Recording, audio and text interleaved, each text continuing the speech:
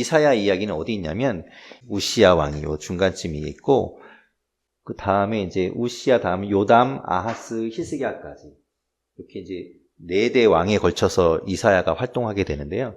그때 무슨 일이 있냐면 이 히스기야 왕 때에 북이스라엘이 멸망합니다. 정작 이 남유다는 훨씬 뒤에 가서 멸망합니다. 그러니까 이 이사야가 이야기하고 하나님의 심판을 이야기하는 게 곧 마치 남유다가 멸망할 것처럼 이야기하는데 사실은 그렇지 않다. 이게 훨씬 뒤에 이제 멸망하게 되는 이야기를 하고 있는 겁니다. 그래서 그렇게 이제 건 중간쯤 된다 이렇게 보시면 될 것 같고요. 이사야의 이름이 뜻이 이겁니다. 여호와는 구원이시다라는 뜻을 갖고 있거든요. 그런데 이 이름의 뜻이 이사야서 전체의 주제이기도 합니다. 그러니까 하나님이 구원이시다. 구원은 하나님께 있다라는 주제인 거죠. 이사야서는 전체 66장으로 되어 있는데 39장까지는 심판의 메시지를 담고 있습니다. 그리고 40장부터 마지막까지는 이제 회복과 위로에 대한 메시지를 담고 있죠. 그래서 이게 마치 성경의 축소판과 같다라고도 이야기해요. 성경이 66권으로 되어 있거든요. 그런데 이제 구약이 39권, 신약이 27권입니다. 그래서 이 심판의 메시지 이 39장까지가 마치 구약의 메시지처럼 비슷한 거죠. 구약의 심판과 하나님이 이제 이야기하시던 모든 메시아에 대한 약속 이런 것들이 마치 여기에서도 39장까지 이야기 가운데 이제 심판과 메시아가 오시면 회복하실 거 이런 것들을 약속하시는 내용들을 담고 있고 40장 이후부터는 마치 신약에서와 같이 이제 메시아가 오셔서 회복하시는 이야기. 그래서 그것을 통해서 우리가 위로받고 다시 회복되고 소망을 갖고 이런 희망의 메시지를 담고 있어요. 자세한 구성을 보시게 되면은 12장까지는 남유다와 예루살렘에 관한 예언들을 하고 있습니다. 그리고 13장부터 23장까지는 그 외에 이제 이방 나라들에 대한 예언도 하고 있고요. 그리고 24장부터 27장까지는 이제 주의 날에 대한 예언을 하고 있고, 이 전체가 이제 심판에 대한 메시지이기 때문에 이제 다 심판에 대한 이야기들이 있죠. 근데 28장부터 35장까지는 심판에 대한 이야기가 계속 이어지고 있고, 중간에 뭐가 들어가냐면 36장부터 39장까지가 역사적인 이야기, 역사적인 사실이 하나 들어갑니다. 이 나머지는 다 예언의 메시지, 심판의 메시지, 회복의 메시지, 하나님의 말씀을 막 이야기하다가 중간 36장부터 39장까지는 역사적인 이야기가 들어가 있어요. 히스기야 왕 때의 이야기. 그 일화를 소개하고 있습니다. 그 이야기가 들어가고 그 뒤에 40장부터는 이스라엘의 구원과 회복에 대한 메시지가 계속해서 나오고 있죠. 그것이 이제 전체적인 이사야서의 구성이 되겠습니다. 그리고 말씀드린 것처럼 이제 연대 자체는 이 이사야가 활동하던 시기가 우시야 왕 때로부터 시작돼서 요담, 아하스, 히스기야 왕까지 이때 이제 활동을 하게 되는데요. 우시야 왕이 굉장히 오래 통치한 왕입니다. 52년을 통치했던 왕이고요. 우시야 왕이 굉장히 처음에는 잘했어요. 처음에는 하나님 말씀대로 잘하다가 나중에는 이 사람이 좀 교만해집니다. 그래서 제사장이 해야 할 일을 자기가 직접 하겠다고, 마치 초대 왕이었던 사울이 자기가 직접 제사를 집례하다가 이제 하나님한테 혼나게 되는데, 그것처럼 우시야 왕도 자기가 교만해서 분향을 자기가 직접 하려고 하다가 하나님께 혼납니다. 그래서 나병에 걸리게 돼요. 결국엔 나병에 걸려서 마지막에 최후가 이제 나병에 걸렸으니까 격리되죠. 그래서 혼자 이제 따로 별궁에 있다가 거기서 죽게 됩니다. 그리고 그 아들인 요담은 하나님 보시기에 그래도 잘했던 왕입니다.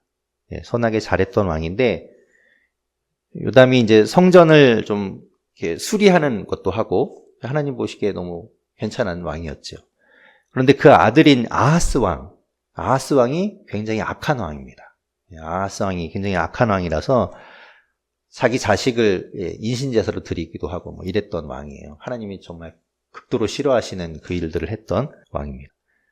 요담과 아하스는 각각 16년씩을 이제 통치하게 되는데, 그 악했던 아하스 왕 뒤에 히스기야 왕이 이제 나타나게 되죠. 히스기야 왕은 29년을 통치하는데, 히스기야 왕은 굉장히 선했던 왕입니다. 하나님 보시기에 바른 왕이었죠. 히스기야 왕은 항상 하나님 앞에 기도했던 왕이에요. 무슨 일만 있으면 하나님 앞에 기도해서 하나님께 답을 얻고. 그래서 이제 이 중간에 나와 있는 36장부터 39장의 이야기도 나오겠지만 히스기야가 얼마나 하나님을 의지하고 하나님께 기도했던 왕인가를 이제 소개하는 그 일화가 들어가 있습니다.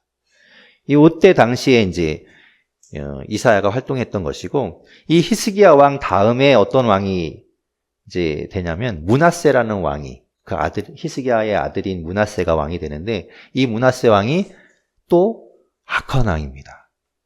네, 굉장히 악한 왕이라서 이사야가 예언하는 것을 참지 못해요. 네, 그것을 막 불같이 화를 내고 듣기 싫어합니다. 그래서 내려오는 전승에 의하면 요 다음 왕인 므낫세 왕 때 이 이사야가 죽었다고, 죽임을 당했다라고 전해지고 있어요.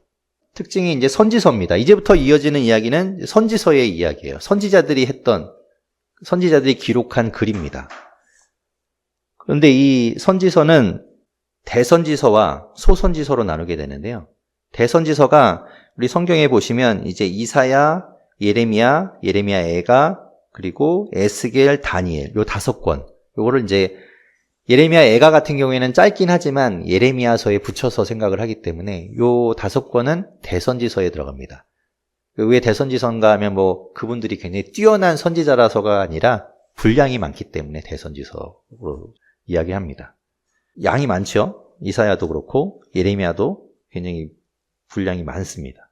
그렇기 때문에 대선지서라고 부르고, 뒤에 이제 호세아서부터는 짧죠. 짧은 이야기들이 쭉 이렇게 묶어져 있는데, 이제 그런 것들은 이제 소선지서라고 부르게 됩니다. 선지서라고도 부르고 예언서라고도 불러요. 예언서라고 부르는 이야기는 우리가 예언 그러면 앞날을 이야기하는 걸 이제 예언이라고 하잖아요. 근데 성경에서 말하는 예언은 하나님의 뜻을, 하나님의 마음을, 하나님 말씀을 전해주는 걸 예언이라고 합니다. 그러니까 이 선지자들이 하나님의 말씀을 선포하는 거죠. 그래서 예언이라고 이야기하는 겁니다. 말씀드린 것처럼 이 전체의 구성을 놓고 성경 전체와 되게 흡사하다라고 보고 있습니다. 이사야 선지자가 활동할 때 우시야 왕, 요담 왕, 아하스 왕, 히스기야 왕 때 이사야 선지자만 있었던 것이 아니라 다른 선지자들도 많이 있었어요. 우리가 이제 요 성경에 보시면 어떤 선지자들이 같은 시기에 활동했는가 하면 뒤쪽에 보시면 이제 호세아서가 있는데 그 호세아 선지자도 같은 시기에 활동했던 선지자입니다. 똑같이 요 4대에 걸쳐서 활동했던 선지자예요. 그리고 호세아서 뒤쪽에 보면 미가서가 있어요. 오변미 해서 미가서가 있는데 이 미가 선지자도 우시야 왕을 뺀 요담 때부터 히스기야 때까지 같이 활동했던 선지자입니다. 그러니까 그때 당시에 요때 당시 같이 활동했던 선지자들이 있었다는 이야기죠. 그때에 이제 이사야가 어떤 예언을, 하나님의 말씀을, 어떤 말씀을 전했는가, 그것이 이제 이사야의 내용이 되겠습니다.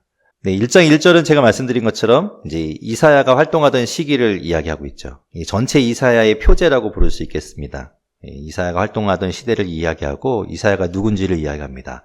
아모스의 아들이라고 이야기하는데, 아모스는 이제 뒤에 선지자 중에도 아모스가 있는데 그 아모스하고는 다르긴 합니다. 정확하게 뭐 이 아모스는 누구를 이야기하는지는 알 수 없는데, 그래도 이제 이사야가 전체적으로 이사야서에서 사용하는 그 문장이라든가 쓰고 있는 문장이라든가 단어, 그런 말투 같은 것들을 보면 아마도 잘 교육받은 사람일 거다라고 생각합니다. 그래서 이 아모스도 굉장히 뭐 어떤 사람인지는 정확하게 나와 있지는 않지만 아마도 이 유대 사회에서 굉장히 유력한 권위가 있고 대접받던 사람이 아닐까라고 봅니다. 그래서 이 이사야가 유다와 예루살렘에 관하여 본 계시를 이제 이야기하는 것이죠. 북이스라엘은 아닙니다. 유다, 그러니까 남쪽, 남유다를 이야기하는 거예요. 북이스라엘은 이야기하고 있지 않습니다. 2절부터는 하나님께서 이야기하시는 그 죄와 벌 뭐 이런 거를 이제 계속 이야기하죠. 하나님의 말씀을 선포하는데 당시의 상황을 이야기하는 거죠. 그렇기 때문에 하나님께서 벌하신다라는 이야기들을 하고 있습니다. 2절에 보면 이가 말씀하시기를 내가 자식을 양육하였거늘 그들이 나를 거역하였다. 이게 이제 예루살렘과 유다를 향하여 이야기하시는 거예요. 내가 너희를 양육했거늘 너희가 나를 거역했다라는 거죠. 3절에 말하기를 소는 그 임자를 알고 나귀는 그 주인의 구유를 알 것만은 이스라엘은 알지 못하고 나의 백성은 깨닫지 못하는도다. 오히려 짐승만도 못하다라는 걸 이야기합니다.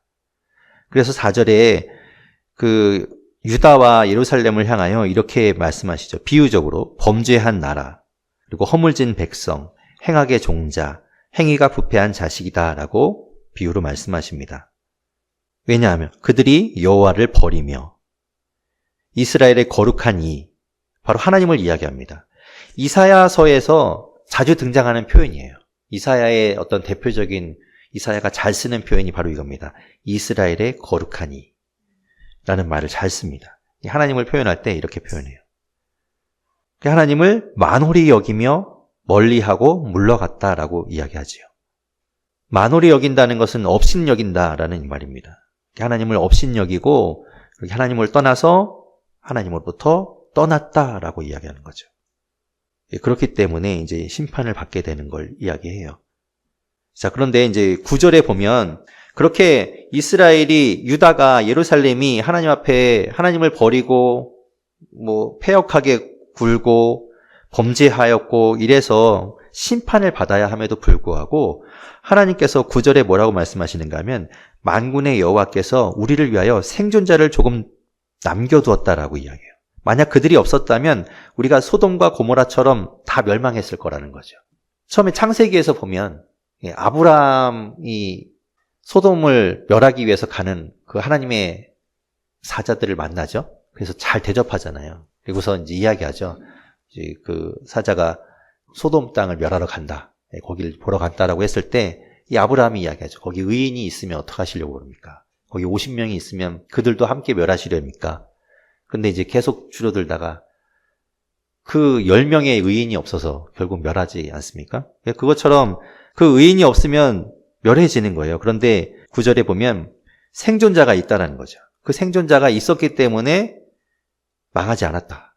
그들이 있었다는 거예요. 그 생존자, 남겨진 자, 그들이 누군가 하면 바로 하나님의 말씀을 듣고 하나님께 돌아오고 하나님을 따랐던 사람들이죠. 그 의인이라고 부를 수 있는 사람들. 그 사람들 때문에 결국 망하지 않는다는 거예요. 그 사람들이 없었다면 진작에 소돔과 고모라처럼 멸망했을 거라는 거죠. 그래서 10절에 보면 너희가 그랬을 거다. 그러면서 10절에 이야기하죠. 너희 소돔의 관원들아. 중간에 보면 고모라의 백성아. 너희는 그런 존재다.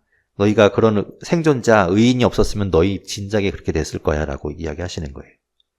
그러면서 11절에 이야기하시는 건 너희가 하나님 앞에 제사하러 오긴 하는데 그것이 진정이 없는 제사, 마음이 담겨지 않은 그냥 하나님 앞에 형식적으로 드리는 제사, 그것을 하나님께서 기뻐하지 않는다라고 말씀하시는 거죠. 12절에 너희는 내 마당만 밟을 뿐이다 라고 말씀하십니다. 13절 헛된 재물을 다시 가져오지 말라. 사무엘상 15장 22절에 보면 거기서는 하나님께서 이야기하시기를 순종이 제사보다 낫다라고 말씀하셨거든요. 그러니까 제사 드리고 하나님 앞에 하는 것보다 그런 형식이 중요한 것이 아니라 마음이 담겨있고 내가 하나님 앞에 정말 그렇게 그 마음을 다하여 하는가가 중요한데 마음은 없다라는 거예요. 그러니까 하나님께서 그런 것 받지 않겠다라고 말씀하시는 거죠. 13절에 그래서 헛된 재물 가져오지 말라 말씀하시면서 너희가 명절을 지키고 하나님의 절기를 지키기 위해서 모이긴 하는데 모이는 것, 제사하는 것이 중요한 게 아니라 너희가 13절 끝에 보면 아울러 악을 행하고 있다. 내가 그걸 견디지 못하겠다라고 이야기해요. 어떤 악을 행하는가? 이제 뒤에 이제 나오게 되겠지만 뒤에서 계속 이야기하고 있는 것처럼 이런 거예요. 23절에 보면 나오는데 내 고관들은 패역하여 도둑과 짝하며 다 뇌물을 사랑하며 예물을 구하며. 이게 무슨 말인가 하면 그 재판을 해주는 높은 자리에 있는 사람들이 뇌물 받고 뇌물을 더 받기 위해서 그 사람들한테 요구하고 그래서 판결을 굽게 해주고 가난한 자 약한 자에게 억울한 판결을 내려주고 그리고 고아를 위하여 신원하지 아니하며 과부의 송사를 수리하지 아니하는도다. 이런 것들을 행한다는 거죠. 그게 악한 겁니다. 하나님 보시기에 악하다. 그런 이야기를 계속 하고 계신 겁니다. 그래서 17절에 이제 이야기하시는 거죠. 선행을 배우며 정의를 구하며 학대받는 자를 도와주며 고아를 위하여 신원하며 과부를 위하여 변호하라. 하나님 그걸 이야기하시는 겁니다. 13절에 18절에 보면 여호와께서 말씀하시되 오라 우리가 서로 변론하자. 변론한다는 건 서로 이렇게 따져본다는 이야기인데 사실 따져보면 죄가 주홍 같을지라도 눈과 같이 희어지지 않겠죠. 더 죄가 드러나겠죠. 근데 이 이야기는 따져보자라고 하시는 말씀이 아니라 내가 그렇게 해줄 테니 와서 그 은혜의 자리로 나와라 라고 말씀하시는 겁니다. 그래서 하나님께서 너희가 나에게 나와서 그 모든 것들을 죄를 자복하고 그것들을 하나님 앞에 내려놓고 회개하고 그러면 내가 그 모든 것들을 다 없애주겠다. 없는 것으로 치겠다라고 말씀하시죠. 그런데 그렇지 않은 게 문제죠. 그래서 이제 21절부터 그 예루살렘의 악한 모습들을 이야기하십니다. 그리고 24절부터는 하나님의 심판을 이야기하세요. 내가 심판을 행하여 그것들을 바로잡겠다라고 말씀하십니다. 이제 쭉 그게 이제 말씀하시는 내용들이고 보시면 이제 29절에 보면 이런 말씀을 하십니다. 너희가 기뻐하던 상수리 나무라는 이야기가 있는데 이게 상수리 나무가 뭔가 또 중간에 보면 너희가 택한 동산이라고 이야기해요. 이 상수리 나무와 동산이 무엇인가? 우상을 숭배하던 곳, 우상 숭배를 상징하는 이야기입니다. 상수리 나무는 이사야 57장 5절에 보면 나와요. 이사야 57장 5절에 상수리 나무가 이런 곳입니다. 너희가 상수리 나무 사이 모든 푸른 나무 아래에서 음욕을 피우며 골짜기 가운데 바위 틈에서 자녀를 도살하는도다.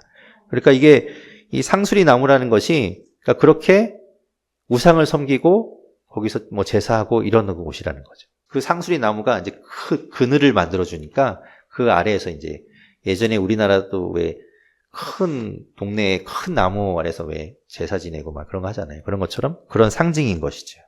그리고 동산이라는 것은 이사야 65장 3절에 나오는 이야기인데요. 곧 동산에서 제사하며 벽돌 위에서 분향하여 내 앞에서 항상 내 노를 일으키는 백성이라 라고 이야기하시죠. 동산이 그런 곳이에요. 그러니까 상수리 나무와 동산은 우상을 섬기던 곳. 그것은 이제 상징적으로 이야기하고 있는 겁니다. 그런데 그곳을 30절에 보면 이제 다시 돌아와서 1장 30절에 보면 잎사귀 마른 상수리 나무 그리고 물 없는 동산으로 만들어 버리겠다라고 이제 이야기하시는 거죠. 이제 하나님의 심판에 대해서 이야기하고 계신 거예요.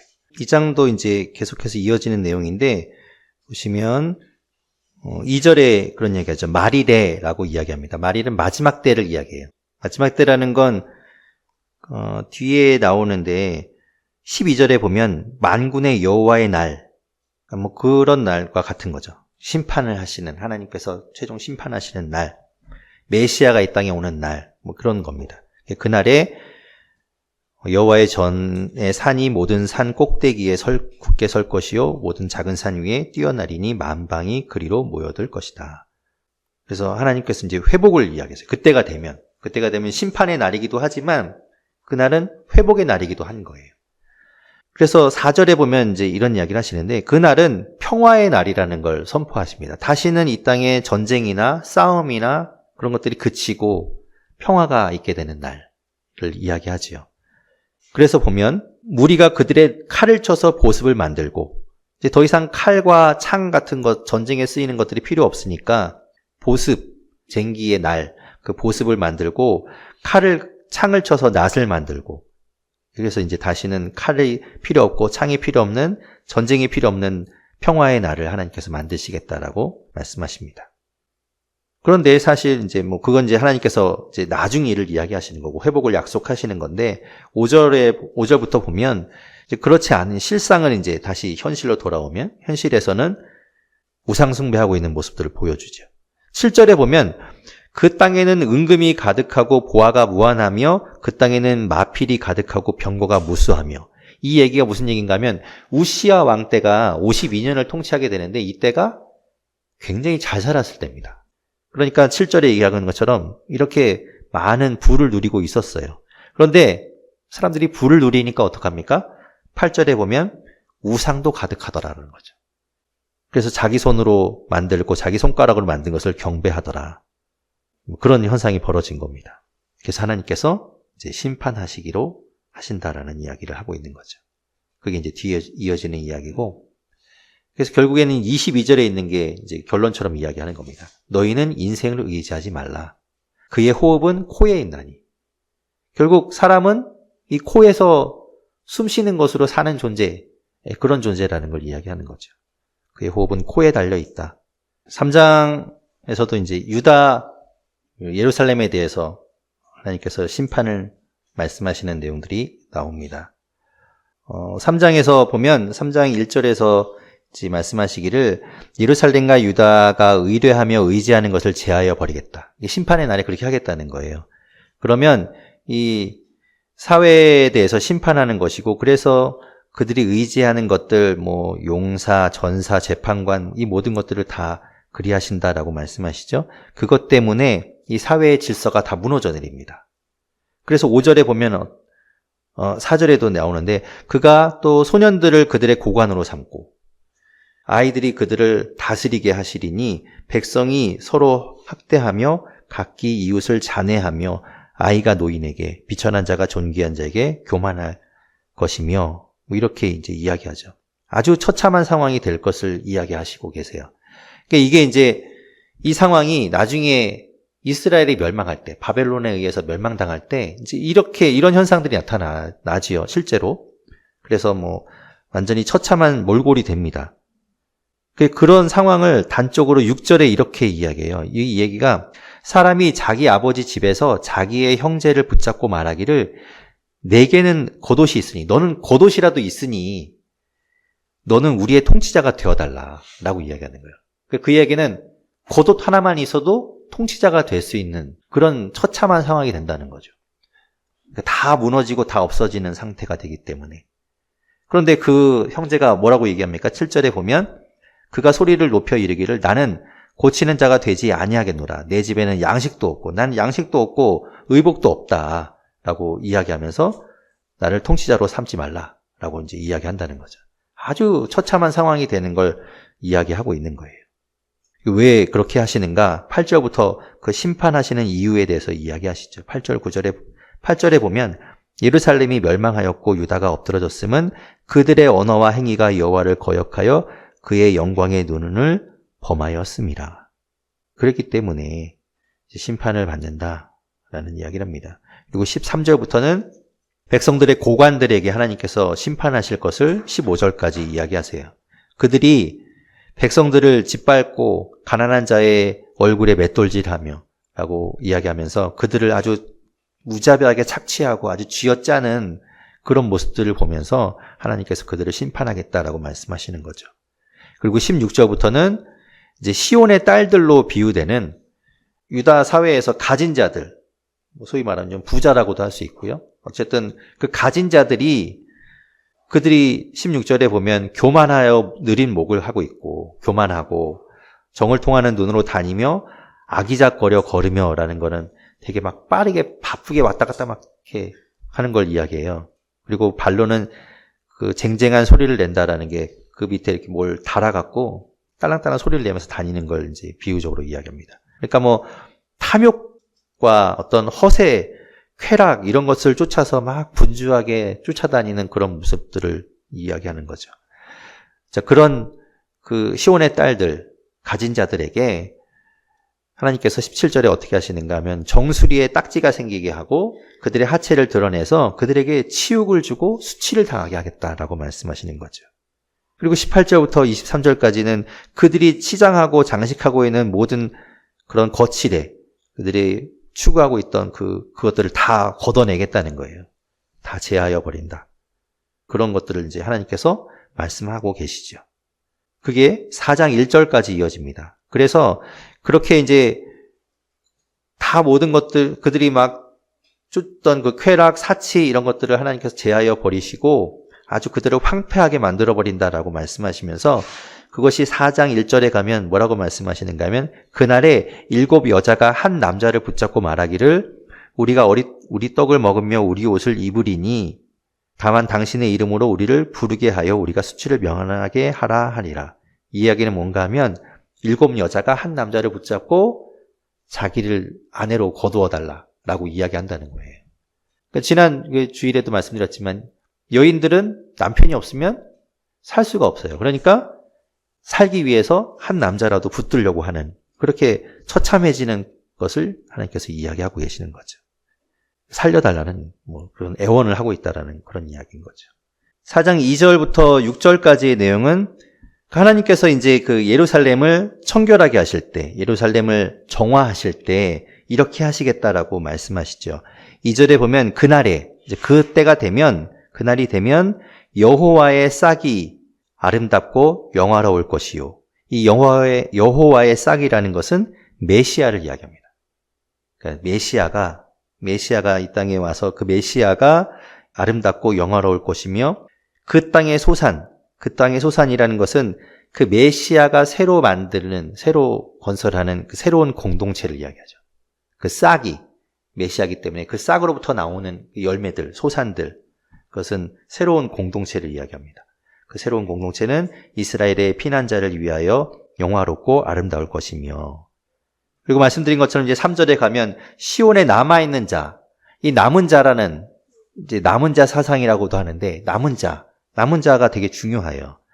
그 남은 자, 그 의인들 때문에 이스라엘이 멸망하지 않죠? 그것처럼 이 남은 자가 굉장히 중요한데, 그 남아있는 자, 예루살렘에 머물러 있는 자, 곧 예루살렘 안에 생존한 자 중 기록된 모든 사람은 거룩하다 칭함을 얻으리니 라고 말씀하죠.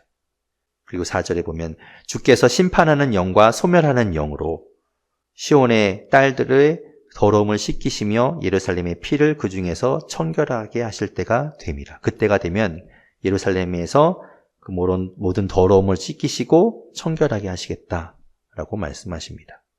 메시아를 통해서 이루실 일들을 하나님께서 말씀하고 계신 거예요. 5장은 포도원 노래라고 포도원에 비유화된 이제 이야기를 하고 있습니다. 7절까지, 1절부터 7절까지 포도원과 관련된 이제 비유를 이야기하고 있는데, 자세한 거는 제가 지난번에 설교했으니까, 설교를 다시 한번 들어보셔도 될 것 같고, 이제 여기서 이야기하는 거는 이거죠. 1절, 2절은 보면, 나는 내가 사랑하는 자를 위하여 노래하되 내가 사랑하는 자의 포도원을 노래하리라. 이제 약간 그 3인칭으로 이야기하죠. 1절, 2절은. 내가 사랑하는 자가 있고 그의 포도원을 두고 이제 이야기합니다. 그러면서 그 포도원과 그 포도원지기, 그 농부 사이의 일을 이야기합니다. 2절에 보면 이제 마치 자기가 이렇게 객관적으로 보는 것처럼 이야기하죠. 땅을 파서 그가 돌을 제하고 극상품 포도나무를 심었더니 나중에 좋은 포도가 맺기를 바랬는데 들포도를 맺었더라. 그렇다더라. 그러면서 3절에서는 1인칭으로 그 포도원 농부가 이제 이야기하는 겁니다. 하나님이죠. 여기서 이야기하는 포도원은 7절에 이야기하는데 포도원은 이스라엘 족속을 이야기합니다. 이스라엘 족속. 그리고 이 포도나무는 유다 사람이죠. 그리고 이 포도원을 가꾸는 포도원지기, 이 농부는 하나님을 이야기합니다. 그 사이에서 하나님께서 기대하시던 극상품 포도가 아닌 쓸모없는 들포도가 열리는 것들을 이제 비유로 말씀하고 계신 겁니다. 근데 이제 제가 예전에 말씀드린 것처럼 이 쓸모없는 들포도라는 게 무엇인가? 하나님이 이야기하신 것처럼 7절 중간 뒤에 있는 것 같이 하나님은 정의를 바라셨다는 거예요. 공의를 바라셨는데 그렇지 않고 이스라엘에서 그 유다에게서 맺혀진 것은 포악과 부르짖음, 횡포 그런 것들이 나타나더라는 거죠. 그것 때문에 하나님 너무 가슴 아프다라고 이야기하시는 거예요.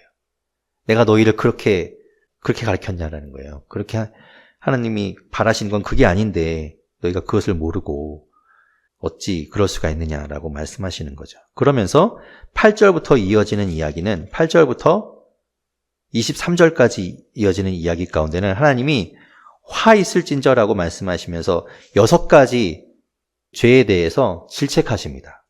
책망하시는 내용이 나와요. 첫 번째는 8절에 있습니다. 가옥에 가옥을 이으며 전토에 전토를 더하여 빈틈이 없도록 하고 이 땅 가운데에서 홀로 거주하려 하는 자들. 그들은 화 있을 것이다라는 거예요. 무슨 얘기입니까? 탐욕스러운 자를 얘기해요. 그러니까 조금이라도 땅을 더 가지려고 하는 거죠. 조금이라도 더 그 땅을 뺏으려고 해요. 빈틈이 없게 해서 어떻게라든지 땅을 더 가지려고 하는데 그러면서 그 땅에서 자기 혼자 잘 먹고 잘 살려고 하는. 하나님이 그거 화 있을 것이다. 그래서 10절에 보면 그가 얻게 되는 건 열흘가리 포도원에서 겨우 포도주 한 바트, 한 호멜의 종자를 뿌려도 간신히 한 에바를 나게 하겠다. 라고 이야기하시죠. 네가 그렇게 욕심부린 것 가지고 아주 철저하게 망하게 하겠다라는 거예요. 그 다음 두 번째 하나님께서 화 있을진저 말씀하시는 건 11절이죠. 아침에 일찍 일어나 독주를 마시며 밤이 깊도록 포도주에 취하는 자들, 향락을 즐기며 그것들을 쫓아가는 사람들. 그래서 12절에 보면 그들이 연회를 베풀어서 수금과 비파와 소고와 피리와 포도주를 갖추고 막 즐기고 이런 사람들에게 하나님께서 화가 있을 것이다 라고 말씀하십니다. 자, 그리고 세 번째는 18절이에요. 그들이 거짓으로 끈을 삼아 죄악을 끌며 수레줄로 함같이 죄악을 끄는 자. 거짓을 이용해서 사람들의 죄에 빠지게 하는 사람. 그런 사람들을 화 있을 것이다 라고 말씀하십니다. 저주하시죠. 19절에 보면 중간에 이스라엘의 거룩하니 말씀드린 것처럼 이사야의 잘 쓰던 표현이 또 나오고요. 그리고 20절에는 이제 네 번째 하나님께서 화 있을진저라고 저주하시는 자들이 나옵니다. 악을 선하다 하며 선을 악하다 하며 흑암으로 광명을 삼으며 광명으로 흑암을 삼으며 쓴 것으로 단 것을 삼으며 단 것으로 쓴 것을 삼는 자들. 그들은 화 있을 것이다. 진실을 왜곡하고 자기가 필요한 대로 막 바꿔서 그렇게 왜곡하는 사람들. 그들에게 화가 있을 것이다 라고 말씀하시죠. 그리고 다섯 번째는 21절에 스스로 지혜롭다고 하며 스스로 명철하다 하는 자는 화 있을 것이다. 교만한 자들을 이야기하죠. 그리고 마지막으로 여섯 번째 22절에 포도주를 마시기에 용감하며 독주를 잘 빚는 자들 화 있을 것이다 라고 말씀하십니다. 이것은 이제 술과 그 뒤에도 이제 23절에 나오는데 그들이 뇌물을 좋아하고 술을 받기를 좋아하고 독주를 잘 빚는다는 거는 거기에 이렇게 빠져갖고 그것 탐닉하고 뭐 이런 것들을 이야기해요. 그러니까 결국엔 이제 뇌물과 관련된 이야기예요. 그런 것들을 다 받기를 원하고 막 그걸 좋아하고 이런 것들을 이야기하죠. 그런 자들이 화 있을 것이다 라고 말씀하십니다. 결국에 무슨 얘기인가 하면 우리가 이 7절에서 보듯이 하나님께서는 이 이스라엘 가운데 정의와 공의를 말하시는데 이 6가지 화를 보게 되면 다 하나님께서 원하시는 것이 아니라 들포도 현상이 나타나는 거예요. 백성들의 것을 자꾸 뺏으려고 하는 거죠. 탐욕하고 향락을 일삼다가 굶주린 자들을 돌보지 않고 그들에게 정의를 행하지 않는 자들, 그리고 거짓으로 그 연약한 사람들을 죄에 빠뜨리고 뭐 이런 사람들. 그러니까 결국에는 막 뇌물을 받으려고 그렇게 혈안이 되어 있는 사람들, 그런 사람들에 대해서 하나님께서 심판하시겠다. 그들에게 화를 주겠다라고 말씀하시는 거예요. 하나님의 공의와 정의와 다 관련된 이야기인 것이죠. 그러면서 26절부터 하나님은 그 이스라엘을 치기 위해 이방 민족을 사용하시겠다라고 말씀하세요. 그래서 먼 데에 있는 민족들을 내가 불러 모으겠다. 그들이 너희를 치게 하게 만들겠다라는 거죠. 그 민족들은 강한 민족입니다. 28절에 보면 이야기하죠. 그들의 화살은 날카롭고 모든 활은 당겨졌으며 그들의 말굽은 부싯돌 같고 병거 바퀴는 회오리 바람 같을 것이며 그들의 부르짖음은 암사자 같을 것이요 그들의 소리지름은 어린 사자들과 같을 것이다. 그들이 부르짖으며 먹이를 움켜 가져가 버려도 건질 자가 없으리로다. 그리고 이방 민족들을 내가 일으켜서 너희를 칠 것이다. 너희는 그것 때문에 매를 맞듯이 화를 당하게 될 것이다 라고 말씀하고 계시는 거죠. 실제로 되지요. 북이스라엘도 아수르에 의해서 철저하게 짓밟히게 되고 이 남유다도 그렇게 북이스라엘이 멸망하는 걸 빤히 보면서도 이렇게 선지자의 이야기를 듣지 않았기 때문에 바벨론이라는 강대국을 이용해서 망하게 됩니다. 그걸 이제 이야기하고 있는 거예요. 6장은 이제 이사야가 소명을 받는 장이죠. 그래서 소명장이라고 부르는 이 6장의 이야기를 보게 되면 1절에 우시야 왕이 죽던 해라고 되어 있습니다. 그러니까 우시야 왕이 죽던 해에 이 이사야가 소명을 받은 것을 이제 기록하고 있는데 요 사건이 있던 때를 이제 기록하기를 우시야 왕이 죽던 해에 내가 이것을 보았다라고 하는 거죠. 하나님이 보여주신 환상을 보았다는 거예요.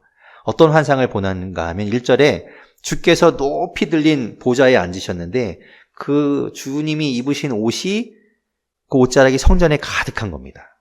이 높은 곳에 앉으셨다라는 건 그 하나님의 왕권을 얘기해요. 높은 곳에 앉으셨다라는 것을 이야기하고 그 높은 왕권, 지극히 높으신 분을 이야기하면서 그의 옷자락이 성전에 가득했다라는 건 그 영광이 가득한 걸 이야기해요. 성전을 채우는, 성전에 하나님의 영광이 가득한 것을 이야기하죠. 그런데 2절에 보면 독특한 게 나옵니다. 스랍이라는 것들이 나와요. 스랍은 성경 전체에서 여기서만 나오는 표현입니다. 스랍이 뭔가 하면 거기 이제 2절에 보면 나와 있는데 6날개를 가지고 있어요. 2개로는 자기 얼굴을 가리고 있고 2개로는 발을 가리고 2개로는 날고 있는 이 형상을 하고 있는 스랍들이 있다라고 얘기합니다. 이 스랍은 우리가 쉽게 생각하는 걸로 그냥 천사 같은 존재로 이렇게 생각하시면 됩니다. 하나님 앞에서 하나님을 예배하고, 그래서 이제 보면 3절에 이야기하죠. 그들이 뭐 하는가 하면 하나님 앞에서 그들이 서로 소리를 높여서 이렇게 거룩하다 거룩하다 거룩하다 만군의 여호와여 그의 영광이 온 땅에 충만하도다라고 하나님 앞에서 하나님을 높이고 찬양하는 존재들입니다. 그러니까 천사들이라고 볼 수 있죠. 자, 그들이 그렇게 하나님을 높이고 찬양하고 있는 그 상태를 그 예배 성전에 가득하게 있는 그 상태를 지금 이사야가 보는 거예요. 그 영광스러운 상태를. 그래서 4절에 보면 그 소리가 얼마나 크고 웅장하고 아름다운지 성전이 요동치는 것 같고 성전에 연기가 충만했더라라고 이야기합니다. 근데 성전에 연기가 충만하다는 것도 하나님의 영광이 가득하다는 것을 이제 보여주는 표현이에요. 그때 이제 그 모습을 보자 이사야가 어떻게 말하는가 5절에 이렇게 이야기합니다. 나는 이제 죽었구나. 나는 이제 망하게 되었다 라고 이야기하죠. 왜 그런가? 나는 입술이 부정한 사람이기 때문에 그렇다는 거죠. 그러니까 하나님을 만나면 하나님을 제대로 보면 이런 고백이 나오는 거예요. 내가 보이는가. 그래서 이사야도 그렇게 고백하는 겁니다. 나는 부정한 사람입니다. 나는 이제 망하게 되었습니다. 그런데 6절에 보면 스랍 중에 하나가 부젓가락으로 제단에 있던 숯을 가지고 날아와서 그 숯으로 이사야의 입술에 지집니다. 이 숯이라는 건 제물을 태울 때 쓰는 거예요. 그러니까 제단에 있던 숯이라는 건 제물을 바칠 때 그 제물을 다 태우는 역할을 하는 거죠. 정결하게 하고 깨끗하게 하는 역할을 하고 있는 게 숯이에요. 숯을 가지고 와서 입술에 대고 모든 죄를 사한다라고 말씀하시죠. 왜 입술에 대는가? 이사야는 말을 해야 되는 사람이거든요. 선지자니까. 그러니까 그 입술을 정결하게 하나님이 이제 그 입술을 들어 쓰시겠다라고 말씀하시는 것이죠. 그러면서 8절에 목소리가 들립니다. 소리가 들리기를 내가 누구를 보내며 누가 우리를 위하여 갈꼬. 근데 그렇게 할 때 하나님이 이사야를 이제 그래 네가 가겠니? 그러면서 이사야를 들어서 어떻게 쓰시는가 하면 가서 그들이 돌아오게 만들어야 되잖아요. 하나님은 그게 원래 목적이니까 망하게 하려는 것이 아니라 그들을 돌아오게 하는 것이 목적이니까 너가 가서 이제 그렇게 해라라고 해야 될 텐데 9절 10절에 보면 하나님이 뜻밖의 이야기를 하십니다. 어떤 이야기를 하시는가 하면 9절 중간에 보면 너희가 듣기는 들어도 깨닫지 못할 것이요 보기는 보아도 알지 못하리라 하여 이 백성의 마음을 둔하게 해라. 그들의 귀가 막히고 그들의 눈이 감기게 해라. 왜냐하면 그들이 눈으로 보고 귀로 듣고 마음으로 깨달아서 다시 돌아와서 고침받을까 하노라. 얘네가 회개할까 봐 하나님은 그거 못하게 하라는 거예요. 완전히 반대 이야기를 하시죠. 그들을 회개하도록 네가 가서 그들을 잘 타이르고 돌아오게 해라 이래야 될 것 같은데 하나님 반대 이야기를 하십니다. 왜 그런가 하면 그들이 그 이사야의 이야기를 듣고 마음에도 없는 회개할까 봐 피상적인 회개로 넘어갈까 봐 하나님이 그렇게 이야기하시는 거죠. 그 이야기를 들은 이사야도 깜짝 놀랐을 거예요. 아니 하나님 뭐라고요? 다시 한번요. 이랬을 것 같아요. 그때 11절에 그가 이렇게 이야기합니다. 주여 어느 때까지 제가 그런 이야기를 해야 됩니까? 그때 하나님께서 말씀하시죠. 성읍들은 황폐하여 주민이 없으며 가옥들에는 사람이 없고 이 토지는 황폐하게 되며 여호와께서 사람들을 멀리 옮기셔서 이 땅 가운데 황폐한 곳이 많을 때까지다. 그래야 그들이 다시 진정으로 돌아오는 일이 생긴다는 거죠. 그런데 13절에 이제 그 중에 남은 자에 대한 이야기를 또 하십니다. 남은 자가 있을 것이다. 그 남은 자가 그루터기와 같이 남아있을 것이다. 그래서 거룩한 씨가 이 땅의 구루터기다. 그걸 이야기하시죠.